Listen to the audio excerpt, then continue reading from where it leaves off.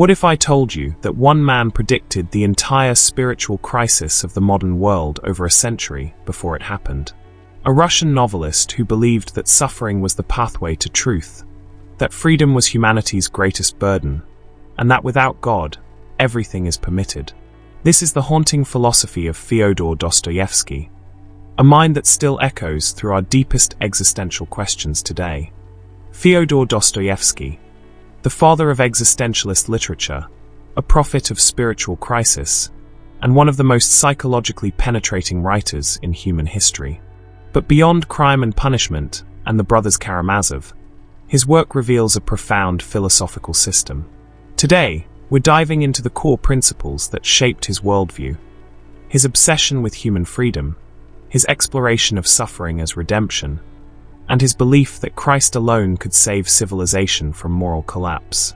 This isn't just about literature, it's about understanding the very nature of human existence. Born in 1821 in Moscow, Dostoevsky's life was a crucible of extremes that forged his radical philosophy.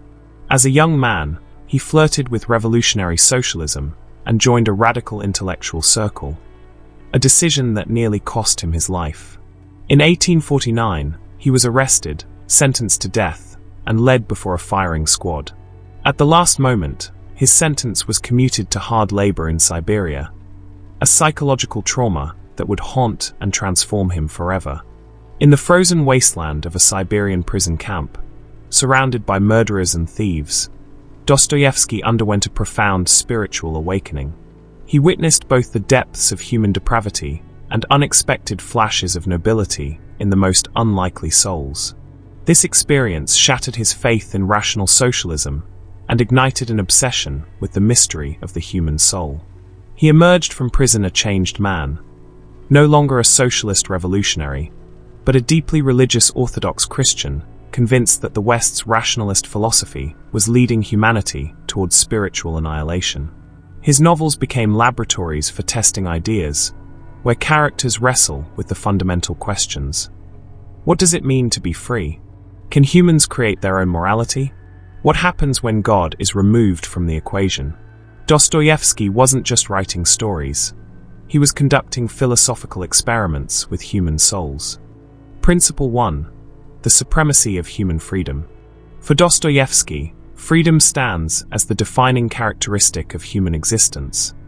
But this is not the comfortable, political freedom celebrated in democratic societies or the liberties granted by enlightened governments. Instead, Dostoevsky presents freedom as something far more terrifying, an absolute, metaphysical freedom that arrives burdened with unbearable responsibility and the potential for profound self-destruction. This paradoxical view of freedom, simultaneously humanity's greatest gift and most dangerous curse, permeates every corner of his philosophical universe and challenges readers to confront what it truly means to possess free will. The foundation of Dostoevsky's philosophy of freedom emerges most powerfully in his 1864 novella Notes from Underground, where the underground man wages an intellectual war against the rationalist determinism popular among 19th-century progressive thinkers. These rationalists, particularly Nikolai Chernyshevsky and his utopian socialist followers, believed human behavior could be predicted and perfected through scientific understanding of rational self-interest.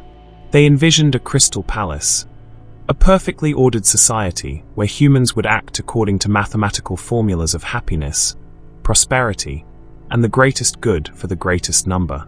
In their worldview, free will was nothing but a pre-scientific illusion from which humanity was finally awakening.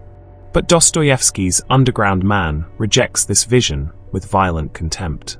He insists that humans would rather act against their own self-interest, would willingly embrace suffering, irrationality, and self-destruction, just to prove they are free. In one of literature's most provocative declarations, the underground man asserts that the most advantageous advantage for humans is not happiness, comfort, prosperity, or peace, but the freedom to choose, even if that choice leads directly to pain. He rages, "What man wants is simply independent choice, whatever that independence may cost, and wherever it may lead." This freedom cannot be assigned relative weight in any utilitarian calculation because humans will pursue it regardless of all other advantages, willing to risk everything, face any danger, and knowingly damage ourselves to assert our autonomy.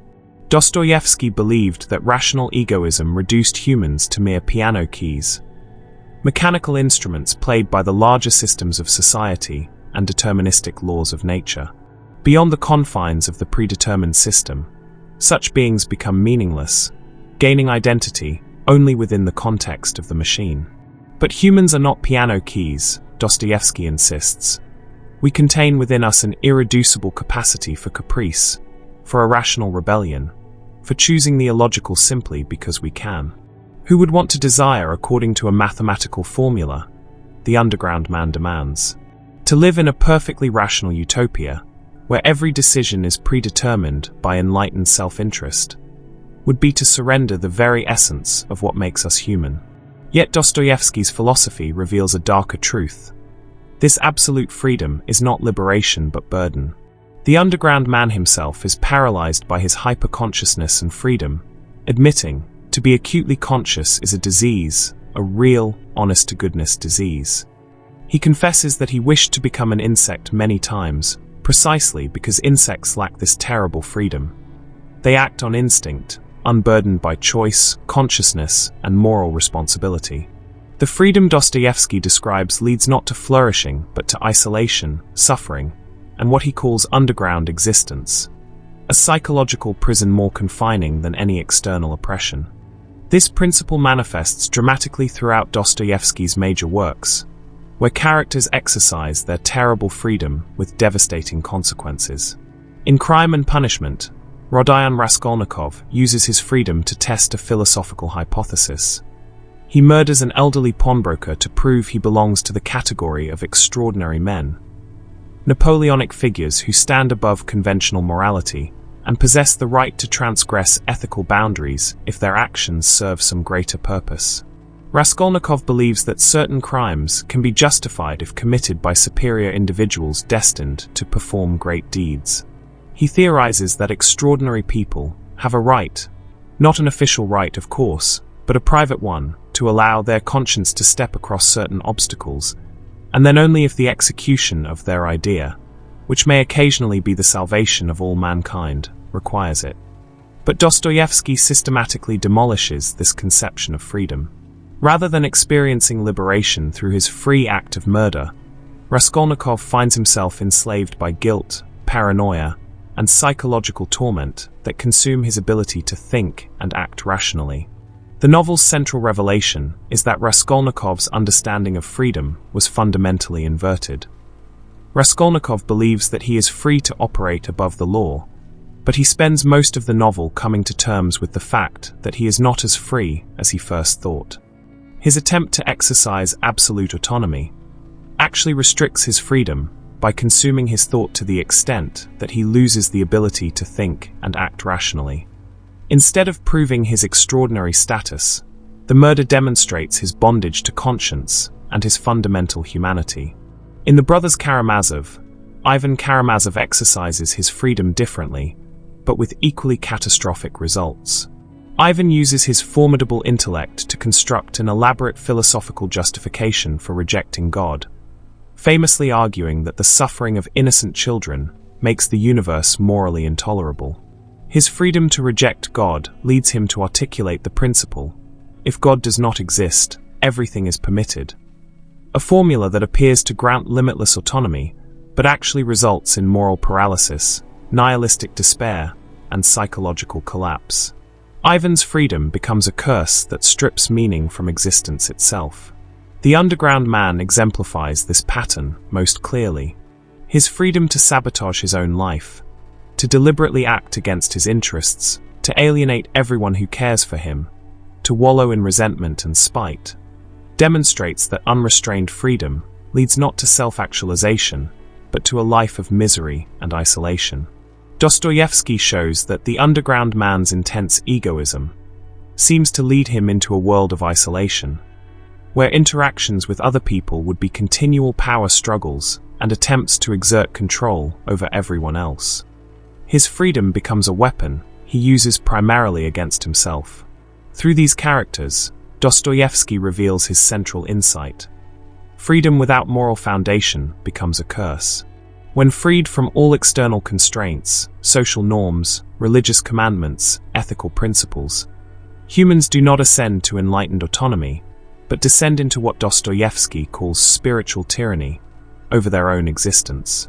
This tyranny manifests as the underground man's self-destructive spite, Raskolnikov's murderous philosophy, and Ivan's intellectual rebellion against reality itself.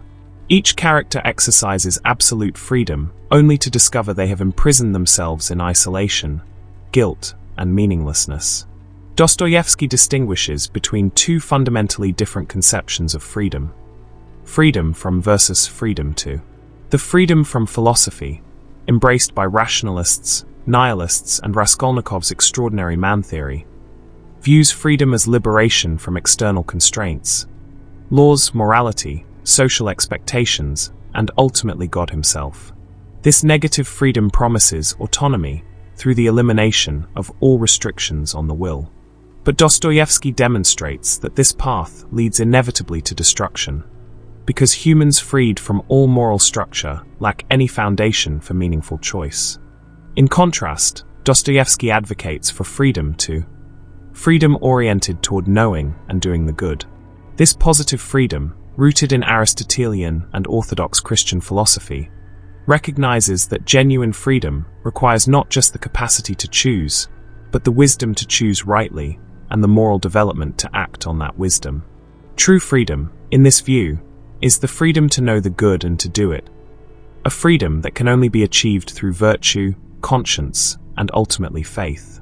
The perfectly free person is not the one who can do anything without consequence, but the one whose will, intellect, and passions are properly ordered toward truth and goodness. Raskolnikov's journey in crime and punishment illustrates this transformation. He begins as a morally vicious person who believes freedom means transcending moral law. But through his psychological suffering and his encounters with Sonia Marmeladov, whose Christ-like compassion and faith embody true freedom, Raskolnikov begins his gradual transformation from one world to another. Sonia, despite being a prostitute forced into degradation by poverty, possesses genuine freedom because she maintains her moral compass, her capacity for love, and her faith in redemption. She represents what Dostoevsky saw as authentic freedom, not the power to transgress boundaries, but the strength to maintain one's humanity under unbearable circumstances. This paradox lies at the heart of Dostoevsky's philosophy. The more we assert our absolute autonomy, our right to define our own values, to place ourselves beyond good and evil, the more we enslave ourselves to our own egoism, our passions, and ultimately our spiritual emptiness. Conversely, when we accept limitations on our will, moral law, religious truth, responsibility to others, we discover a deeper freedom rooted in meaning, purpose, and authentic human flourishing. As one scholar observes, freedom is not, for this view, a third power which underlies or complements the work of intellect and will. It is the unified functioning of these two powers. We are free because we can understand the good and choose to desire it. Dostoevsky's philosophy of freedom ultimately becomes inseparable from his religious worldview.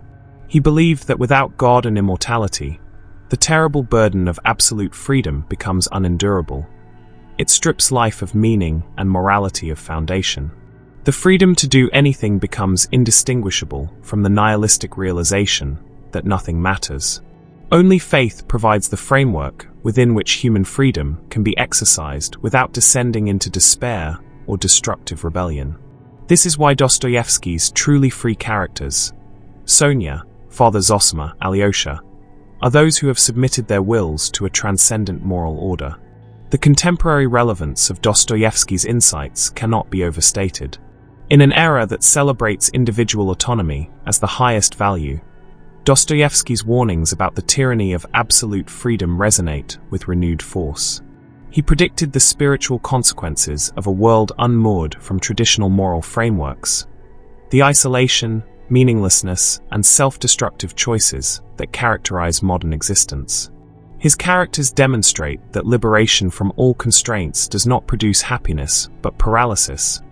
Not enlightenment, but underground existence. Freedom, Dostoevsky insists, is not simply the absence of restriction. It is the presence of purpose, the capacity for moral responsibility, and ultimately the courage to recognize that our choices have eternal significance. Principle 2. Suffering as the path to wisdom. Perhaps no philosopher has placed suffering at the center of human development more profoundly than Fyodor Dostoevsky. His philosophy doesn't merely acknowledge pain as an unfortunate aspect of existence. It positions suffering as the essential gateway to wisdom, consciousness, and authentic human transformation. He famously declared that pain and suffering are always inevitable for a large intelligence and a deep heart, adding that the really great men must, I think, have great sadness on earth. This wasn't masochism or the glorification of misery. It was a hard-won recognition, forged in the crucible of his own devastating experiences, that consciousness itself is inseparable from suffering. Dostoevsky's philosophy of suffering emerged directly from biography. In 1849, at age 27, he was arrested for involvement with a radical intellectual circle and sentenced to death by firing squad. He was led out on a freezing December morning with 14 other condemned men, positioned before the executioners, and in those final moments experienced what he believed would be his last conscious thoughts. At the last possible instant, a messenger arrived with the Tsar's commutation. The mock execution was a calculated psychological torture designed to terrorize political dissidents. Dostoevsky wrote to his brother afterward, "When I look back on my past and think how much time I wasted on nothing, then my heart bleeds. Life is a gift. Life is happiness. Every minute can be an eternity of happiness." But the reprieve from death sentence delivered him into something that would prove equally transformative. For years of hard labor in a Siberian prison camp, in that frozen wasteland, surrounded by murderers, thieves, and the most degraded members of Russian society, Dostoevsky witnessed the full spectrum of human nature stripped of all civilized pretense.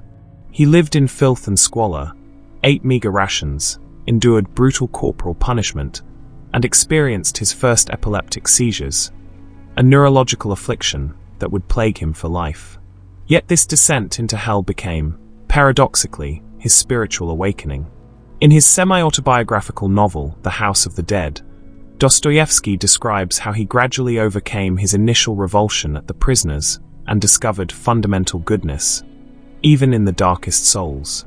He witnessed both unspeakable cruelty and unexpected flashes of nobility, dignity, and even grace among men society had declared irredeemable.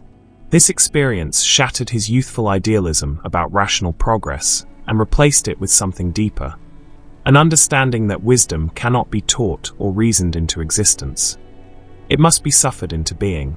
As one scholar notes, the years Dostoevsky spent in Siberian imprisonment and exile from 1850 to 1859 were beneficial to his development as a man, writer, and thinker, the crucible that forged his mature philosophy.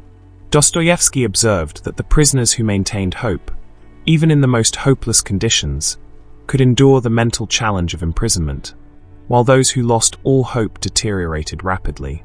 He recognized humanity's remarkable capacity to adapt to even the harshest circumstances. But more importantly, he saw that suffering could either destroy or transform depending on whether it was met with despair or accepted as the price of consciousness. His epileptic seizures, though terrifying, provided him with moments of transcendent peace immediately before each attack, experiences he would later give to Prince Mishkin in The Idiot. These auras convinced him that suffering and spiritual insight were intimately connected, that the deepest truths about existence are accessed through pain. This philosophy permeates notes from Underground, where the protagonist declares that to be overly conscious is a sickness, a real, thoroughgoing illness. The Underground man explains, "I swear, gentlemen, that to be too conscious is an illness, a real thoroughgoing illness." He envies the man of action, who can charge forward without reflection, unburdened by the paralysis of hyperawareness.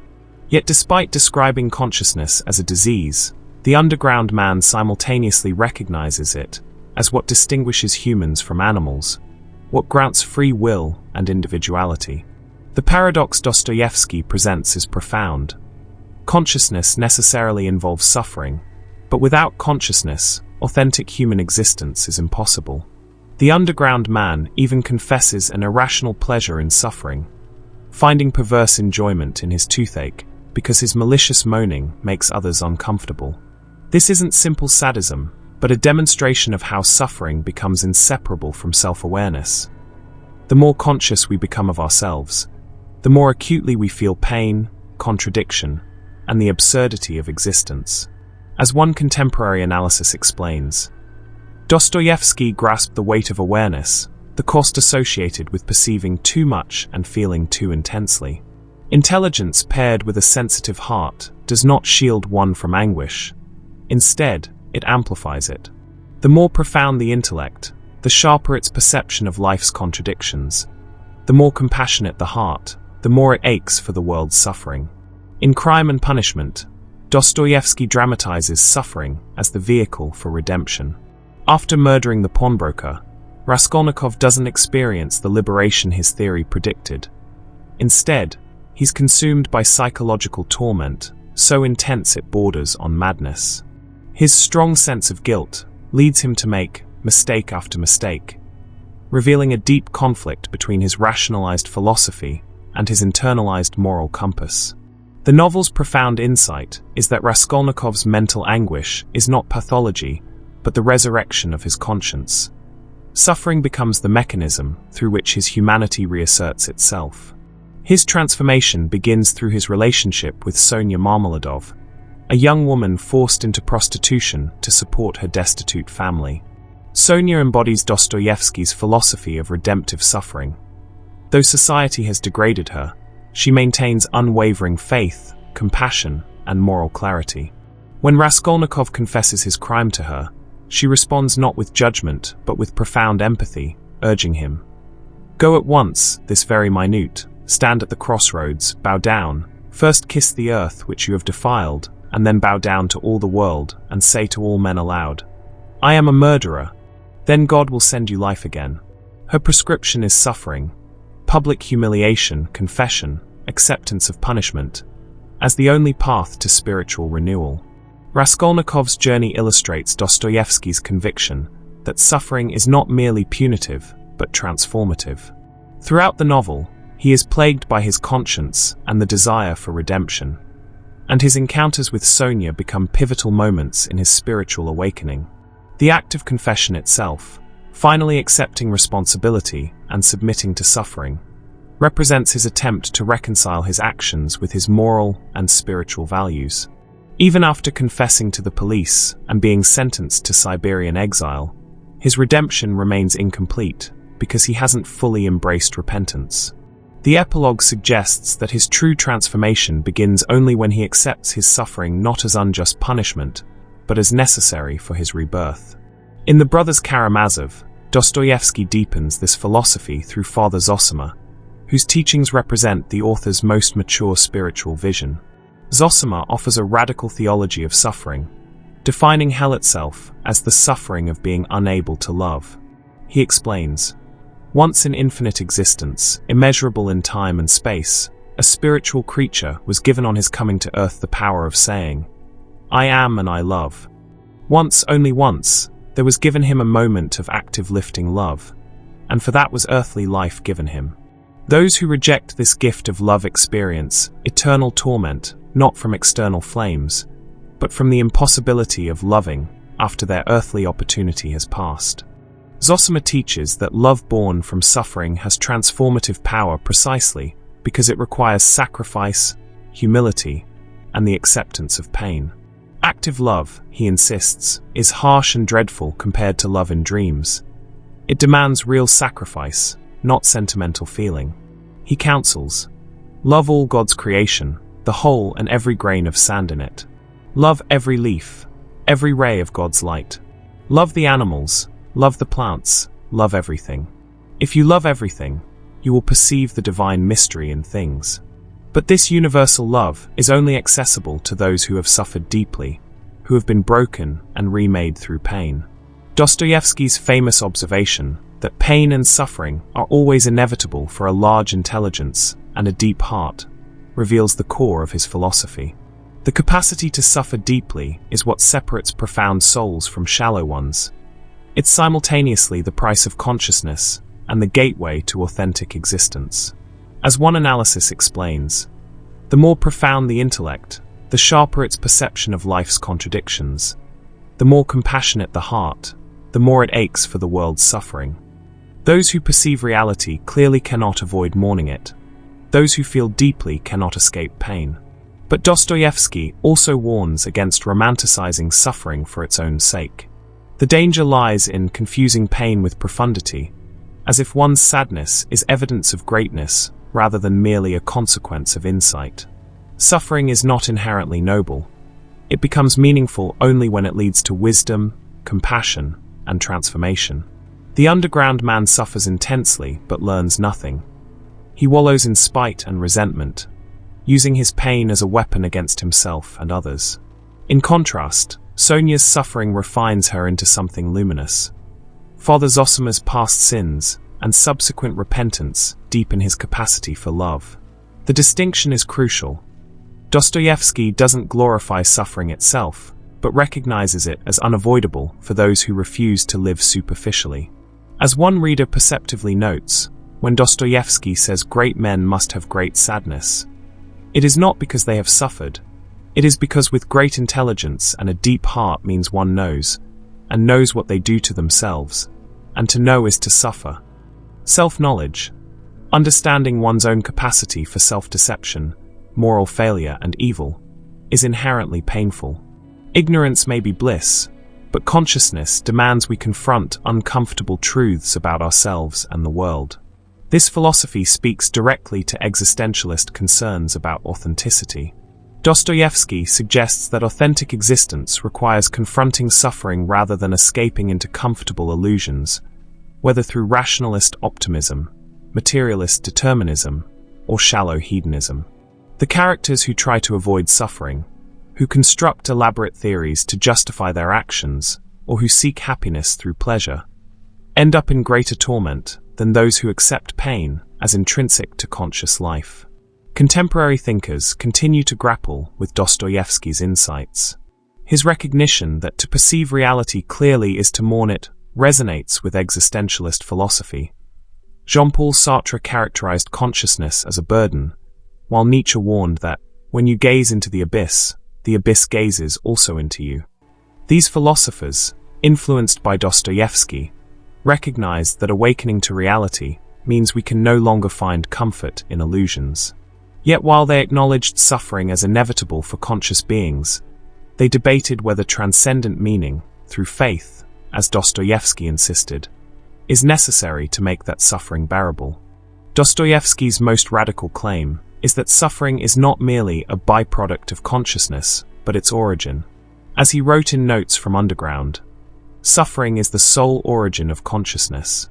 Without pain, conflict, and the friction between desire and reality, consciousness would have no reason to develop. Animals live by instinct. Only humans, burdened with self-awareness and the ability to reflect on our mortality, experience existential suffering. This suffering is what drives us to question, to seek meaning, to create art and philosophy. It's the engine of everything distinctly human. The practical application of Dostoevsky's philosophy is both challenging and liberating. It challenges the modern assumption that happiness should be our primary goal, that suffering is always pathological and should be eliminated through therapy, medication, or distraction. Instead, Dostoevsky insists that certain kinds of suffering, moral anguish, existential questioning, the pain of conscience, are signs of psychological health, not illness. They indicate we haven't numbed ourselves to reality's complexity or abandoned our capacity for moral judgment. Yet it's liberating because it reframes suffering as meaningful rather than absurd. If pain can lead to wisdom, if anguish can deepen our capacity for love, if torment can catalyze transformation, then our darkest experiences aren't wasted. they're necessary. This perspective doesn't make suffering any less painful, but it grants it purpose and dignity. As Dostoevsky discovered in that Siberian prison camp, surrounded by criminals in unspeakable conditions, even the worst circumstances can become the soil in which profound wisdom grows. Principle 3. The necessity of faith and immortality. Dostoevsky's philosophy is fundamentally religious, grounded deeply in Russian Orthodox Christianity. He believed that without belief in God and immortality, human life loses all meaning and morality collapses into mere convention or self-interest. This conviction is crystallized in the famous maxim from the brothers Karamazov: "If God does not exist, everything is permitted." Though this precise phrase never appears word for word in the novel, the principle it encapsulates, that without God and immortality, there can be no objective moral foundation, permeates Dostoevsky's entire philosophical worldview. The actual formulation in the brothers Karamazov is more nuanced, but equally devastating. When Mitya Karamazov discusses his brother Ivan's philosophy, he explains, "Since God and immortality do not exist in any case, the new man is allowed to become a man-god, though it be he alone in the whole world, and of course, in this new rank, to jump light-heartedly over any former moral obstacle of the former slave man, if need be. There is no law for God. Where God stands, there is the place of God. Where I stand, there at once will be the foremost place. Everything is permitted, and that's that." Ivan himself articulates the consequence more starkly elsewhere. For every individual who does not believe in God or his own immortality, the moral law of nature must immediately be changed into the exact opposite of the former religious law, and egoism, even to crime, must become not only lawful but even recognized as the inevitable, the most rational, even honorable outcome of his position. For Dostoevsky, this wasn't abstract philosophizing. It was a life-and-death question about the foundation of human existence. He approached faith not as a rational sentiment or comfortable tradition, but as a metaphysical necessity grounded in reason and human nature itself. In fact, Dostoevsky attempted to construct rational arguments for immortality, pointing to humanity's lifelong pursuit of moral perfection, the universal experience of divine love, and the fundamental need for meaning that transcends our brief physical existence. These weren't proofs in the mathematical sense, but phenomenological observations about what it means to be human. In his non-fiction writings, particularly A Writer's Diary, Dostoevsky explicitly articulated his conviction that immortality constitutes the highest idea of human nature. He wrote, "Neither a person nor a nation can exist without some higher idea. And there is only one higher idea on earth, and it is the idea of the immortality of the human soul. For all other higher ideas of life by which humans might live derive from that idea alone. Belief in the immortality of the human soul," he insisted, "is a necessity and an inevitability. Without it, human existence becomes unnatural, unthinkable, and unbearable." Dostoevsky's reasoning proceeds from the observation that humans inherently aspire to moral perfection, yet never achieve it in this life. If death is absolute annihilation, then this fundamental human aspiration is cosmically absurd, a cruel joke built into our very nature.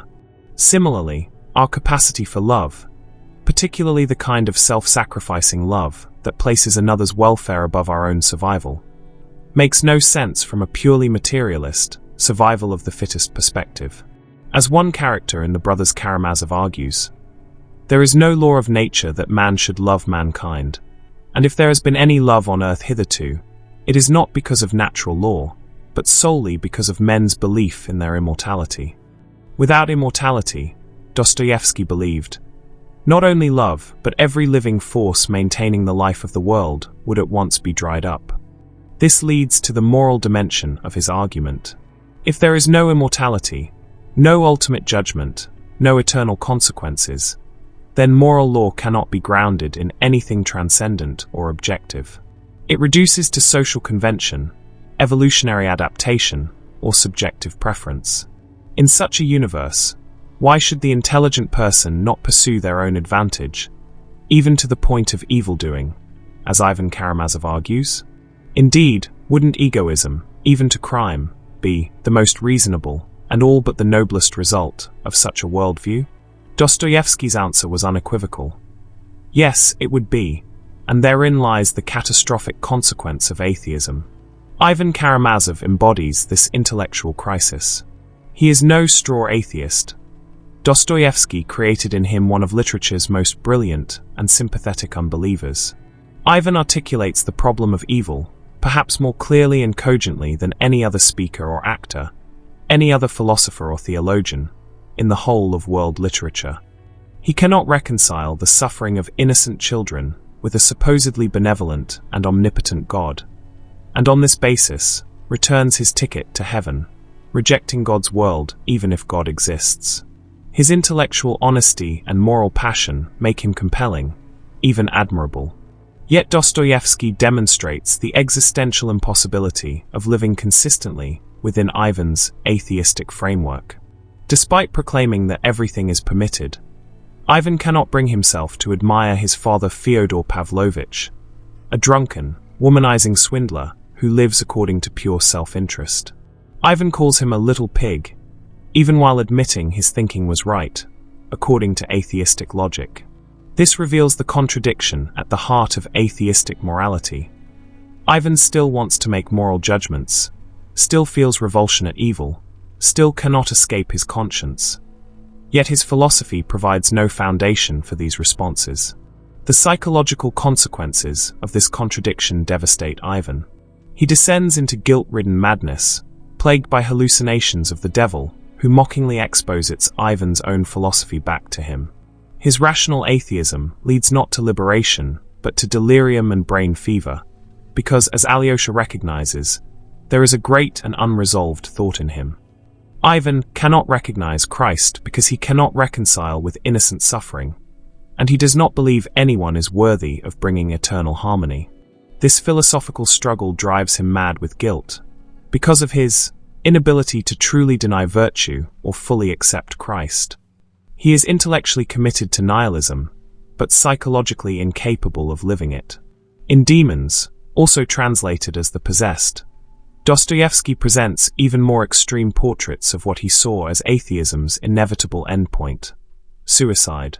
The novel features 4 actual suicides, each illustrating different facets of the spiritual void created by the loss of faith. Dostoevsky explicitly saw Russia's growing suicide rate as a symptom of the decline of religious faith and the concomitant disintegration of social institutions like the family. Self-destruction resulting from atheism or loss of faith becomes a major theme, recalling the New Testament's metaphor of demon-possessed swine rushing to their destruction. The character Kirillov develops an entire philosophy of suicide.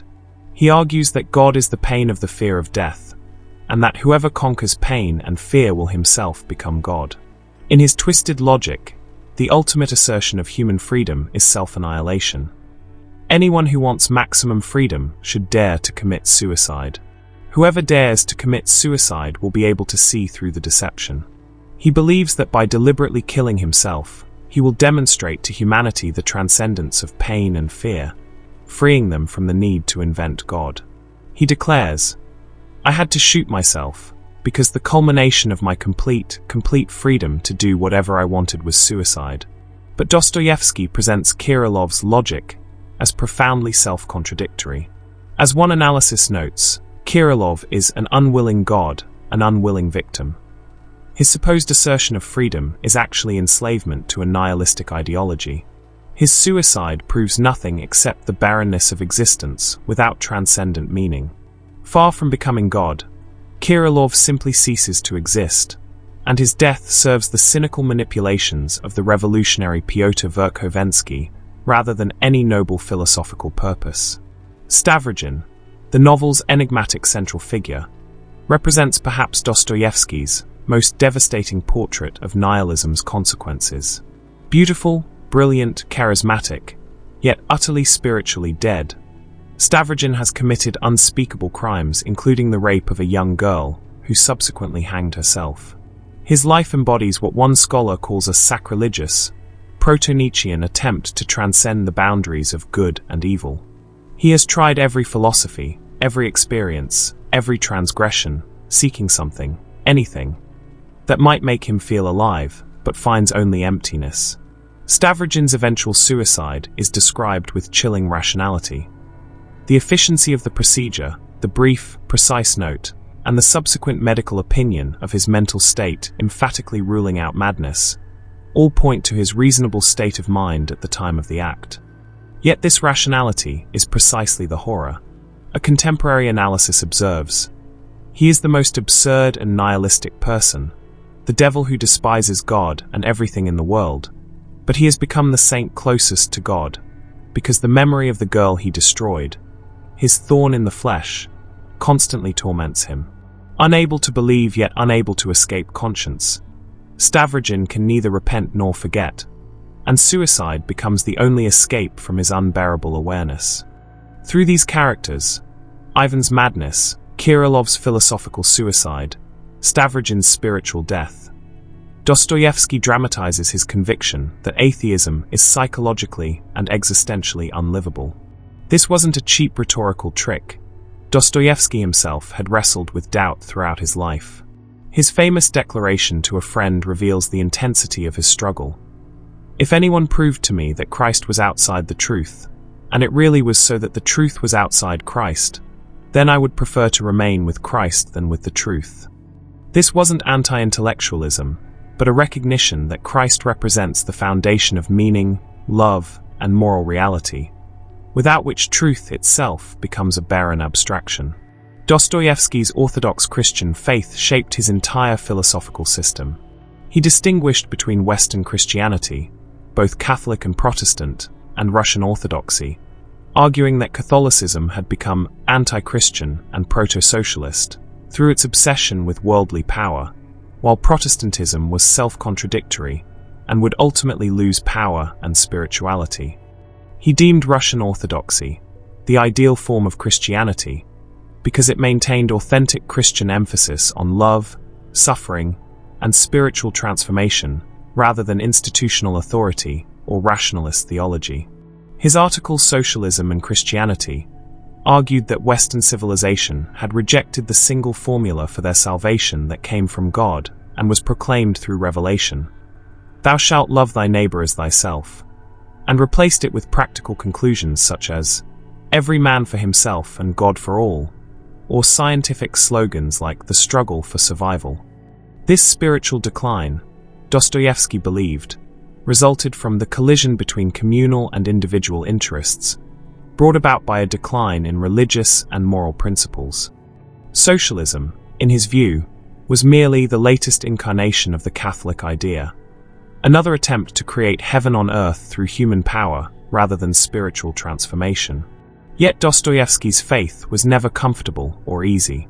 He gave his atheistic characters, especially Ivan, the strongest arguments because he had confronted those arguments himself. Ivan's rebellion against God's world, his refusal to accept a harmony built on children's tears, resonates precisely because Dostoevsky took the problem of evil with utmost seriousness. He didn't offer cheap theodicies or rationalistic justifications for suffering. Instead, through characters like Father Zosima and Alyosha, he presented faith as a response to suffering rather than an explanation of it, a response rooted in love, hope, and the mystery of Christ's own suffering. The practical implication of Dostoevsky's principle is stark. Without immortality, the moral struggles and sufferings of life become absurd. Why should Raskolnikov feel guilty for murder if there is no eternal justice? Why should Sonia maintain her virtue through prostitution and degradation if this life is all there is? Why should anyone sacrifice themselves for others, pursue moral perfection, or resist evil if death annihilates all meaning and erases all consequences? Dostoevsky's answer was unambiguous. They shouldn't, and logically they wouldn't, except that human nature itself testifies to immortality through our inescapable moral consciousness, our capacity for sacrificial love, and our refusal to accept meaninglessness even when our philosophy demands it. This principle remains Dostoevsky's most controversial, but also perhaps his most prophetic. The 20th century witnessed the consequences of the "if God does not exist, everything is permitted" principle in the totalitarian horrors of Nazism and communism, ideologies that explicitly rejected transcendent moral constraints in pursuit of utopian visions. Contemporary debates about the foundation of ethics continue to grapple with whether morality can be grounded without God, whether, as some argue, empathy and reason suffice, or whether, as Dostoevsky insisted, these ultimately collapse without the metaphysical framework that faith and immortality provide. Principle 4. The primacy of love over reason. Central to Dostoevsky's ethics is what he termed the law of love, the principle that authentic human connection and compassion are more fundamental than rational systems, scientific planning, or social engineering. This wasn't sentimentality or anti-intellectualism. It was a profound philosophical conviction that rationalist approaches to human flourishing inevitably fail because they reduce persons to abstractions and substitute systems for relationships. Dostoevsky fiercely opposed the rationalist socialism of his era, which promised to solve all human problems through materialistic analysis, economic redistribution, and scientifically organized society. The young Dostoevsky had embraced these very ideas. As a member of the Petrushevsky Circle in the 1840s, he enthusiastically supported utopian socialist visions of a perfected society based on rational self-interest and material progress. But his mock execution and Siberian imprisonment shattered this worldview. In the prison camp, surrounded by Russia's most degraded criminals, he witnessed something the rationalists couldn't explain. Spontaneous acts of goodness, flashes of nobility and self-sacrifice that had no basis in self-interest or rational calculation. He encountered Christ living in the hearts of the Russian peasantry, a spiritual reality that couldn't be reduced to economic conditions or sociological analysis. Dostoevsky argued that Western civilization had made a catastrophic exchange. It rejected the single formula for salvation, "Thou shalt love thy neighbor as thyself," and replaced it with "every man for himself." In his article Socialism and Christianity, he traced this spiritual decline to the collision between communal and individual interests, brought about by the abandonment of religious and moral principles. Western Europe, he believed, had replaced authentic Christianity, which demands personal transformation through love and suffering, with practical materialism and the struggle for survival. Socialism, in his view, was merely the latest incarnation of this materialistic worldview, promising earthly paradise through human power rather than spiritual regeneration. The contrast between love and rationalism permeates notes from Underground. The underground man rages against the rationalist utopians who envision a crystal palace, a symbol of perfectly ordered society where human behavior operates according to mathematical formulas of enlightened self-interest. The actual Crystal Palace, constructed for London's 1851 Great Exhibition, embodied Victorian faith in scientific progress, industrial technology, and rational planning. Built entirely of iron and glass, transparent and modern, it represented the height of Enlightenment confidence that reason could construct the perfect social order. Dostoevsky's Underground Man despises this vision precisely because it eliminates the need for human choice and therefore for love. He asks why humanity should build a crystal palace when you cannot stick out your tongue at it, when individual caprice, irrationality, and freedom are systematically excluded. He mockingly compares it to a chicken coop. At the basis of pure utility, there should be no difference between an architectural marvel and a functional shelter. Yet obviously there is, revealing that humans don't live by utility alone. We need beauty, meaning, freedom, and above all, the capacity for genuine relationship that transcends calculation. The rationalists believed that once people understood their true interests through scientific enlightenment, they would naturally act virtuously and create a harmonious society. But Dostoevsky saw this as a profound misunderstanding of human nature. Humans are not fundamentally rational creatures who occasionally act irrationally due to ignorance. We are fundamentally free, passionate, contradictory beings who cannot be reduced to formulas. More importantly, Genuine love cannot be engineered through social programs or rational systems. It requires faith, sacrifice, and the willingness to suffer for another. Prince Mishkin in The Idiot embodies Dostoevsky's philosophy of radical compassion as the alternative to rationalist ethics. Described as Christ-like by readers and scholars, Mishkin arrives in St. Petersburg as a stranger, penniless, without connections, recently released from a Swiss sanatorium where he was treated for epilepsy. Society considers him an idiot because he is completely out of touch with social norms, incapable of deception, and bewilderingly innocent. He has no small talk, no barbed talk, no deceitful flattery. Just transparent openness and genuine concern for every person he encounters. Mishkin's character is defined by the total absence of vanity or egoism. He has constructed no socialized defenses against the cruelty and manipulation that define Petersburg society. Where others are driven by wealth, power, sexual conquest, and social advantage, Mishkin operates according to an entirely different logic: selfless love, radical forgiveness, and profound empathy for suffering.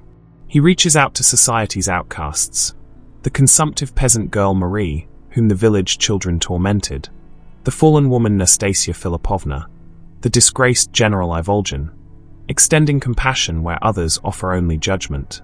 Just as Christ dined with the tax collectors and sinners, Mishkin is willing to care for those society despises, risking guilt by association, to demonstrate genuine love. He embodies Christ's teaching to turn the other cheek. When ridiculed, insulted, slapped, and humiliated, he doesn't retaliate or harbor resentment, but continues his mission of kindness. One scholar notes that even the most unscrupulous members of society in St. Petersburg appear to develop their consciences, albeit slightly twisted ones, from interacting with Mishkin's turning of the cheek. His very presence forces others to confront their own spiritual bankruptcy. Yet Dostoevsky's portrayal of Mishkin is complex and ultimately tragic.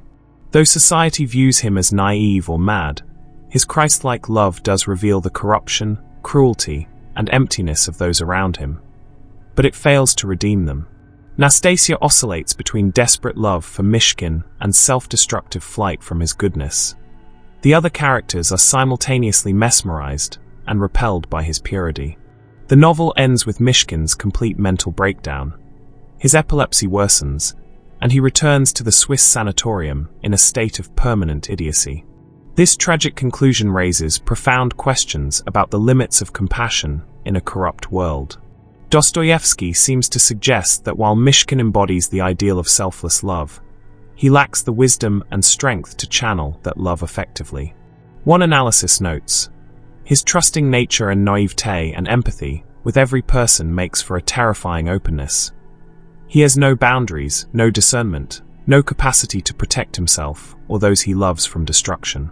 Unlike Christ, who combined perfect love with perfect wisdom, Mishkin's compassion is indiscriminate and ultimately ineffective. Father Zosima in The Brothers Karamazov presents Dostoevsky's more mature vision of how love must function in reality. Zosima teaches what he calls active love, a love rooted not in sentiment or dreams, but in concrete action, sacrifice, and perseverance.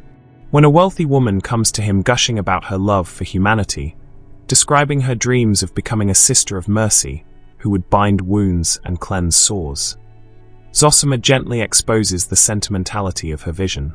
He tells her, active love is a harsh and fearful thing compared with love in dreams. Love in dreams, he explains, thirsts for immediate action, quickly performed, and with everyone watching. It wants recognition, gratitude, and dramatic gestures. But true active love is labor and perseverance. Unglamorous, unacknowledged, often unrewarded work that requires continuous self-sacrifice. The woman confesses her fear. If patients were ungrateful or abusive, she would be incapable of continuing to love them. Zosima doesn't reassure her with comforting platitudes. He acknowledges that active love is indeed harsh and dreadful, demanding more than most people can give. Yet Zosima insists that this difficult, concrete love is the path to faith itself. When the woman expresses anxiety about eternal life and the existence of God, Zosima tells her, One cannot prove anything here, but it is possible to be convinced by the experience of active love. Try to love your neighbors actively and tirelessly. The more you succeed in loving, the more you'll be convinced of the existence of God and the immortality of your soul. The proof of faith isn't intellectual argument, but the lived experience of sacrificial love. When we genuinely love beyond our own interest, we encounter something transcendent that cannot be explained by materialism or rational egoism. Dostoevsky's law of love overcomes what he called the law of personality, or self-interest, through a lifelong struggle with human passions: sensuality, anger, spite, self-will, pride. This isn't accomplished through rational enlightenment about our true interests. It requires merging our love of others with the love of God, imitating Christ's self-sacrificing love.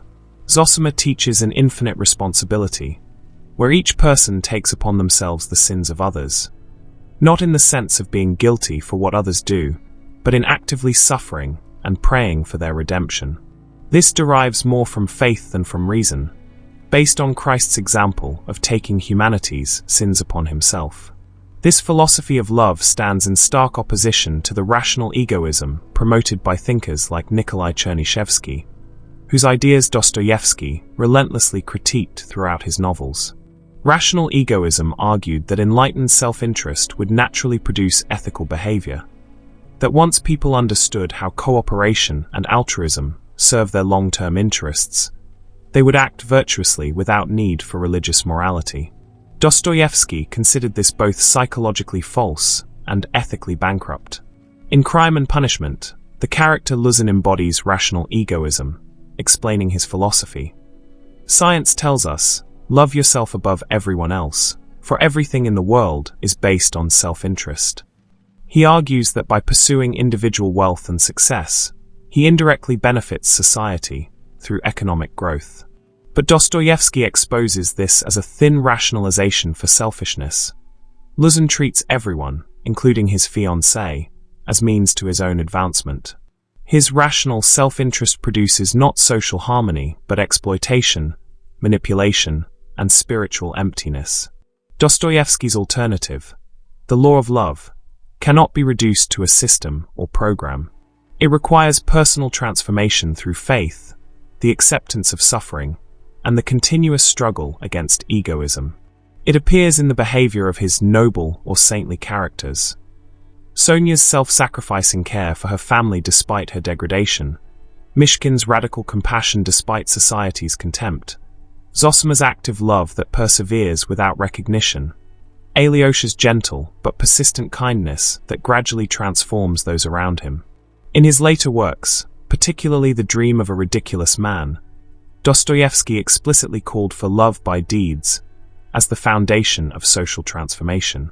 The protagonist awakens from a dream of a perfect golden age, only to realize that utopia doesn't exist in imagination or planning, but must be created through concrete acts of love. Dostoevsky personally created the golden age in this dream, and then smashed it himself to demonstrate that paradise cannot be engineered or imposed from above. It must emerge organically from individuals choosing to love others as yourself in their daily actions. This represents Dostoevsky's mature synthesis. He retained from his youthful socialism the concern for social justice and the vision of human brotherhood, but rejected the materialistic means proposed to achieve it. True socialism, in his view, could only be Christian socialism, grounded not in rationalist planning or class warfare, but in the gospel commandment of love. As one analysis notes, Dostoevsky believed socialism, using the scientific, rationalistic, materialistic ethics, is bound to deny freedom both in principle. Only love freely chosen and rooted in faith can create genuine community without oppression. The contemporary relevance of this principle is profound. Modern societies continue to oscillate between technocratic rationalism, believing social problems can be solved through better policies, technologies, and systems, and various forms of individualism that reduce human relations to transactions. Dostoevsky insists that neither approach can satisfy the deepest human needs. We are not problems to be solved through better engineering, nor are we isolated atoms pursuing rational self-interest. We are persons who can only flourish through authentic relationships grounded in love, sacrifice, and the recognition of each other's infinite worth. His critique of the Crystal Palace speaks directly to contemporary faith in technological solutions, social media connections, and algorithmic optimization of human life. These may provide utility, but they cannot provide meaning, purpose, or genuine community. Active love, harsh, dreadful, demanding labor and perseverance, remains the only path to authentic human flourishing and ultimately to knowing God.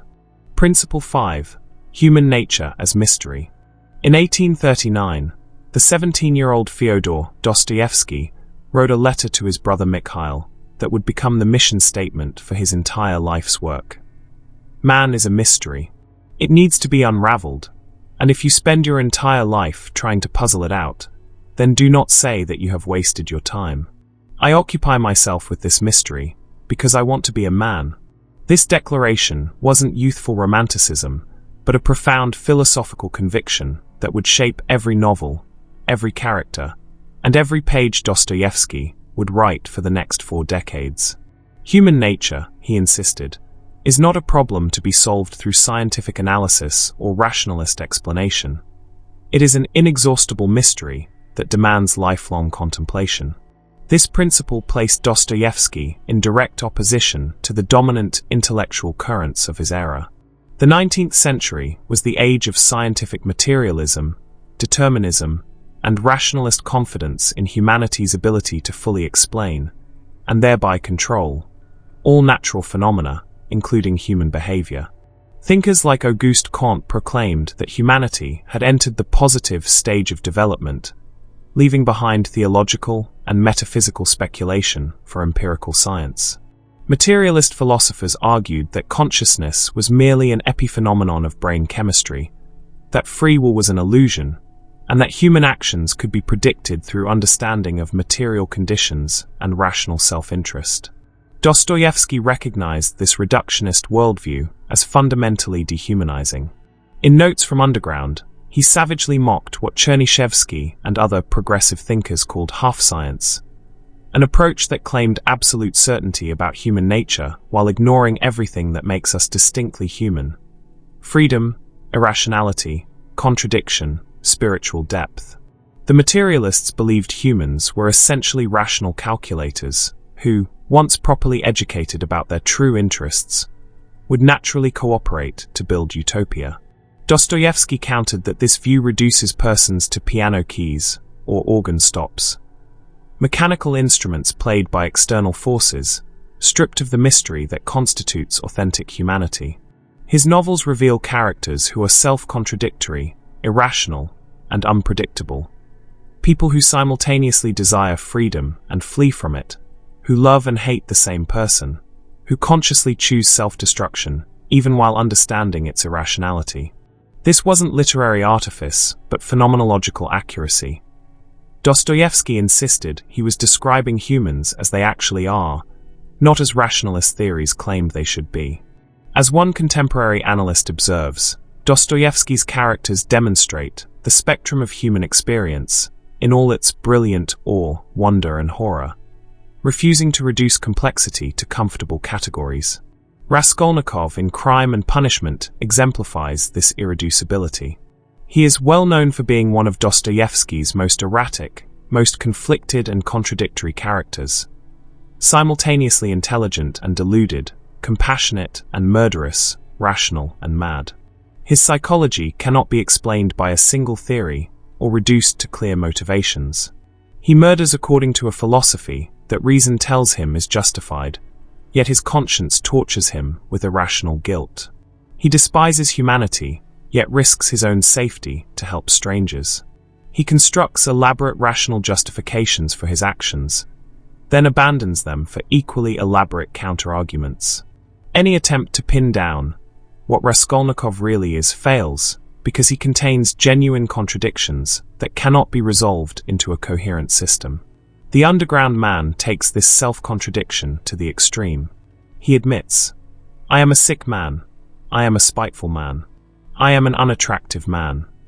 Yet in the next breath challenges whether he's actually sick at all, or whether his sickness is simply hyperconsciousness that reveals truths others avoid. He claims to act from spite, yet confesses his spite brings him no pleasure. He insists he values freedom above all, yet admits his freedom has imprisoned him in isolation and misery. He mocks sentimentality, then reveals his desperate longing for human connection. His every assertion contains its own contradiction, dramatizing Dostoevsky's conviction that consciousness itself is paradoxical. The more aware we become, the less we fit into neat categories. Dostoevsky's exploration of human psychology anticipated psychoanalysis by decades. As one scholar notes, if Freud's case studies were a portrait of personality, then Dostoevsky's novels are a vividly rendered landscape of the soul.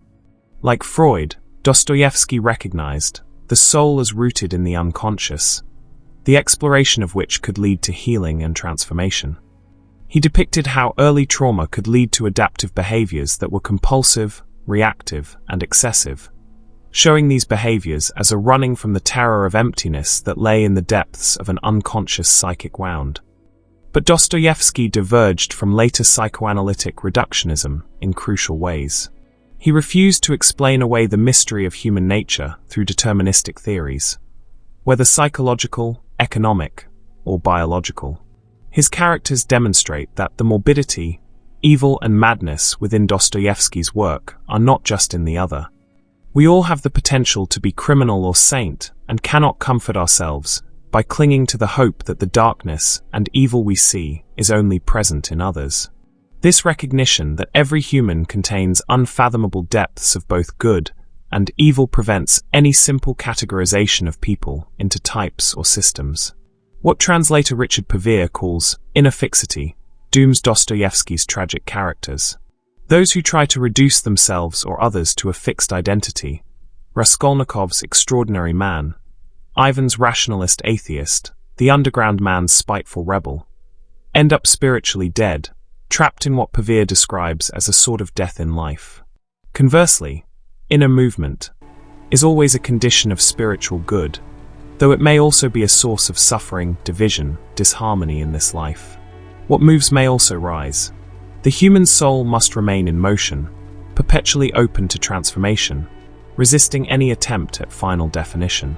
Dostoevsky's philosophical humanism placed the individual person at the center of reality, more important than any political system, social class, or abstract ideology. This wasn't mere individualism in the Western liberal sense. It was the conviction that each human being possesses infinite worth and unfathomable depth that transcends all categories. In his critique of socialism and materialism, Dostoevsky argued that these ideologies inevitably sacrifice actual persons to abstract systems. They treat humans as instances of classes or types, whose individuality can be subsumed into general laws and social planning. Against this, Dostoevsky insisted that persons cannot be abstracted. Each individual embodies a unique voice idea, what literary theorist Mikhail Bakhtin identified as the fusion of personality and idea that makes Dostoevsky's novels polyphonic. In a polyphonic novel, each character represents not a type or illustration of the author's thesis, but an autonomous consciousness with its own irreducible perspective on truth. The voices are unmerged. They cannot be contained within a single consciousness because their separateness is essential. Even when characters agree, they do so from different perspectives and different senses of the world. This literary technique embodies Dostoevsky's philosophical conviction. Humans thought not in thoughts as propositions with a quantifiable truth value, but in points of view, consciousnesses, voices. The carrier of truth is not the assertion, but rather the integral point of view, the integral position of the personality. There is no disembodied, no man's thought or idea in Dostoevsky. Every philosophical position is inseparable from the person who holds it, shaped by their experiences, traumas, loves, and spiritual orientation. The brothers Karamazov exemplifies this polyphony. Each brother, Dmitri, Ivan, Alyosha, plus their father Fyodor and half-brother Smerdyakov, represents a distinct philosophical and spiritual position. Dmitri embodies passionate, sensual nature in conflict with spiritual longing. Ivan represents rationalist atheism, wrestling with moral consciousness. Alyosha incarnates faith seeking to engage with the world's suffering. Smerdyakov shows how philosophical nihilism manifests in actual criminality. Dostoevsky does not impose one dominant voice or a simple moral vision, but leaves the reader free to explore and evaluate different points of view, reflecting the complexity of the philosophical and existential questions he poses. This polyphonic structure means no single system emerges from Dostoevsky's novels. Only a concrete event made up of organized human orientations and voices. Readers expecting clear answers or unified philosophical conclusions are frustrated because Dostoevsky refuses to reduce the mystery of human nature to any formula. As Bakhtin notes, the idea in Dostoevsky has no substantive existence separate from the personality of a character. It lives only in the unique spiritual orientation of the person who embodies it. This principle extends to Dostoevsky's critique of political ideologies that claim to possess comprehensive explanations of human nature and society. Whether rationalist socialism, materialist atheism, or later totalitarian movements, these systems treat persons as means to abstract ends. They assume human nature is transparent and manipulable, that once we understand the laws governing behavior, we can engineer the perfect society. Dostoevsky saw this as a catastrophic error rooted in the refusal to acknowledge that humans transcend all systematic explanation.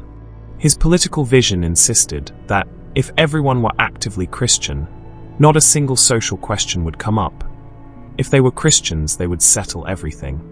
This wasn't naive utopianism, but recognition that social problems emerge from treating persons as abstractions rather than as unique, irreducible bearers of infinite worth.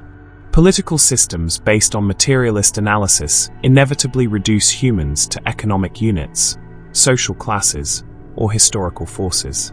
Only a philosophy grounded in the sacred mystery of each person, their freedom, their conscience, their capacity for both evil and sanctity, can avoid this dehumanization. Dostoevsky's characters often experience what he called ultimate self-awareness, moments when convulsions of suffering disclose the depths of the soul.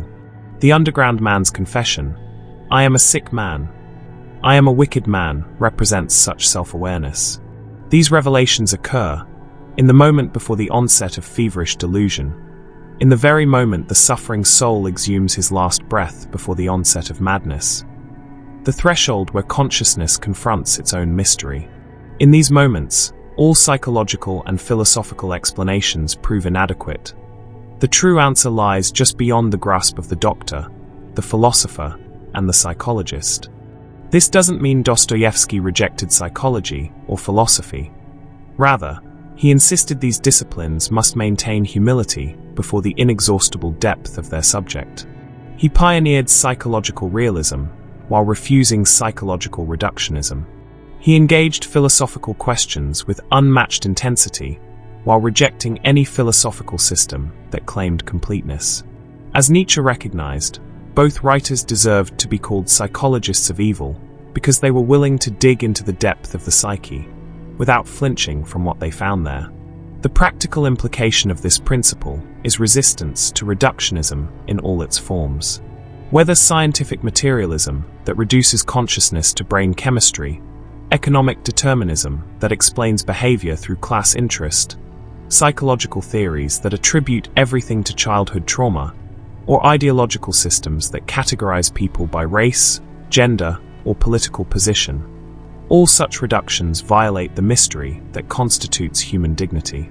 Dostoevsky teaches that to truly see another person requires acknowledging that they exceed all our categories and explanations. His declaration, "I occupy myself with this mystery because I want to be a man," reveals the existential stakes. To deny or ignore the mystery of human nature is to cease being fully human. When we reduce ourselves or others to comprehensible systems, whether through rationalist self-understanding or materialist determinism, we lose precisely what makes us persons rather than things. The lifelong struggle to puzzle out this mystery, far from being wasted time, is the essence of authentic human existence. The critique and counterarguments. Of course, Dostoevsky's philosophy is not without its problems. Critics have pointed out his religious fanaticism and his sometimes irrational dismissal of Western rational thought. His idealization of Russian orthodoxy and his belief in Russia's special spiritual mission can seem like nationalist delusion rooted more in emotion than rigorous analysis. As one scholar notes, Dostoevsky was preoccupied with the narrow focus on the ego or self, which he found endemic in Western civilization, leading him to oppose what he saw as threatening reforms to Russian culture and identity. His political vision sometimes veered into uncritical devotion to autocracy that sits uncomfortably with modern democratic values. There's also documented evidence of anti-Semitism in his writings that cannot be dismissed or explained away. His 1877 essay, The Jewish Question, portrays Jews as implacable enemies of the Russian people, while simultaneously calling for their full rights, a contradictory position that reveals deep prejudice. In The Brothers Karamazov, when Lise Koklakova asks Alyosha whether Jews torture Christian children in ritual murders, he replies that he does not know, a shocking agnosticism about blood libel that some critics defend, but others judge harshly as reflecting Dostoevsky's own beliefs. Scholar Gary Rosenshield argues that Dostoevsky saw Judaism and Jewry as rivals of Russian Orthodoxy and the Russian people, because there can only be one chosen people, and the Russian people, according to Dostoevsky, played that role. This anti-Semitism wasn't peripheral, but connected to his core theology. As one analysis explains, Dostoevsky's vision placed Russian Orthodox Christianity in competition with Judaism for spiritual supremacy, leading him to portray Jews as obstacles to Russia's messianic mission.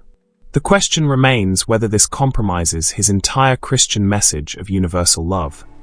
How could the novelist of compassion harbor such ill will toward an entire people?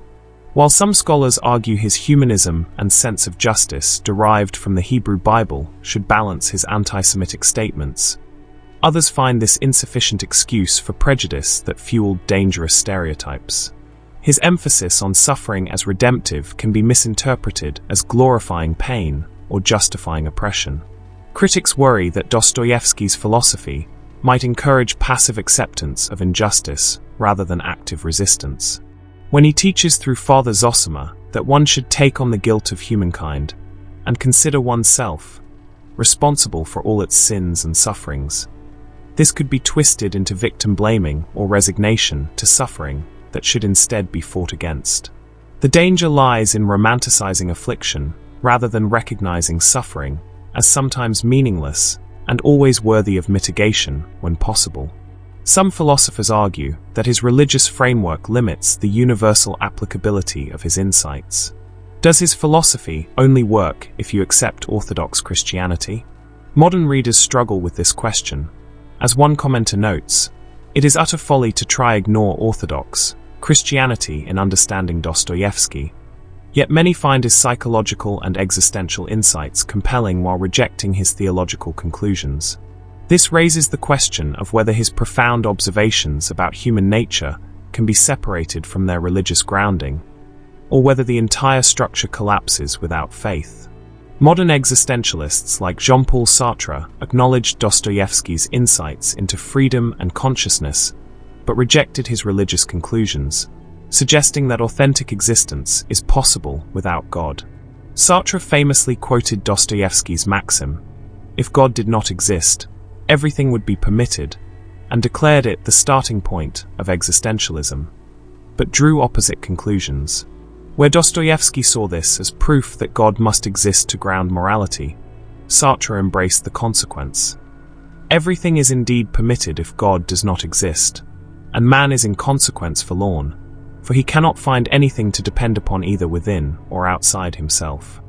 For Sartre, this forlornness is precisely what makes authentic existence possible. Humans must create their own values through radical freedom rather than receive them from divine authority. This existentialist critique suggests Dostoevsky's pessimism about godless existence may be unwarranted. While his characters who abandon faith descend into nihilism and madness, this might reflect Dostoevsky's inability to imagine authentic atheism, rather than proving atheism's impossibility. As one reader observes, Dostoevsky has the common failing that devout believers have. They seem to genuinely not be able to comprehend unbelief. Every time he writes an atheist, he creates a misatheist who believes in God but hates him out of spite. Ivan Karamazov's argument isn't sophisticated philosophical atheism, but, if bad thing, how can God exist? On the level of simplistic apologetic, rather than serious engagement with secular philosophy. Furthermore, Dostoevsky's critique of socialism and rationalism, while prescient about totalitarianism, perhaps throws out valuable insights about social justice and the role of reason in improving human conditions. Was his reaction to his youthful radicalism so extreme that he couldn't acknowledge any legitimate critique of social inequality? As one analysis notes, Dostoevsky was known as a voice for the poor and downtrodden in Russian society, and an advocate of social justice, yet became a strong opponent of socialism and its presuppositions. His insistence that true societal reform required a transformation of the individual soul, rather than external economic changes, arguably ignores how material conditions shape moral possibilities. Critics suggest his dismissal of utopian ideals as hubristic attempts to perfect humanity through rational planning may be overly pessimistic.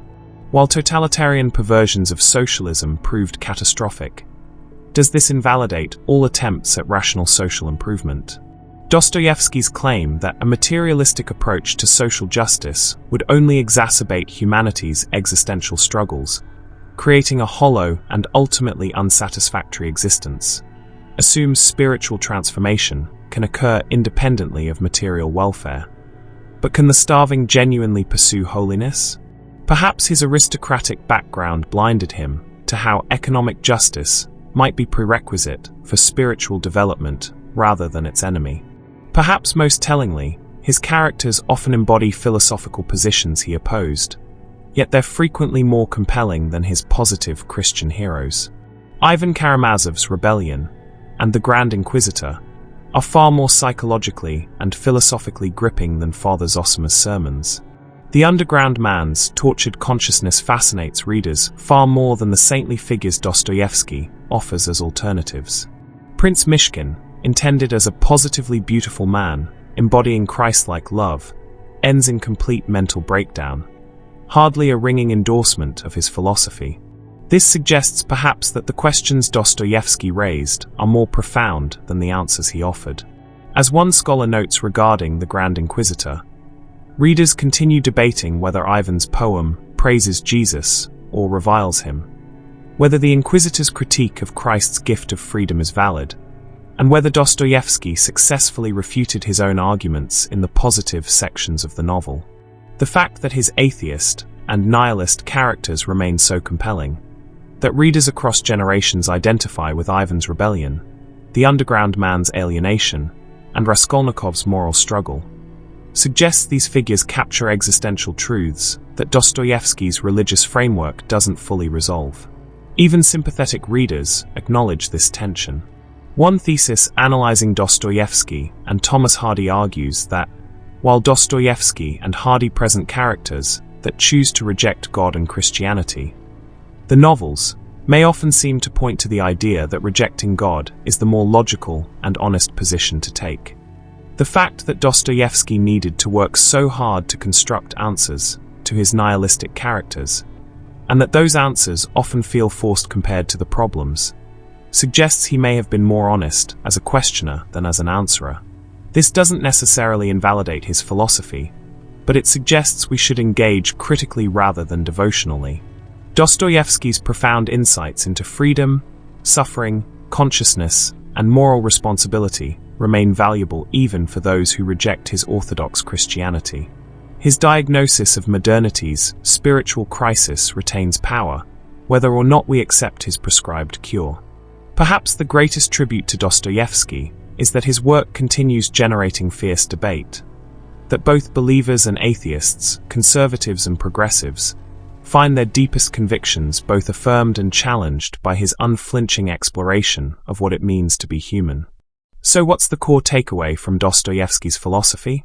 It's the recognition that human existence is fundamentally a spiritual struggle, that we are creatures caught between freedom and meaning, reason and faith, isolation and love. He teaches us that the easy answers, whether materialist determinism or shallow optimism, are lies that diminish our humanity. In an age of technological rationalism and spiritual emptiness, Dostoevsky's insights feel more relevant than ever. He reminds us that consciousness itself is both a gift and a burden, that authentic existence requires confronting suffering rather than avoiding it, and that without transcendent values, freedom becomes meaningless. Whether or not we share his orthodox faith, his fierce commitment to exploring the depths of the human soul challenges us to live more examined, more responsible, and more authentic lives.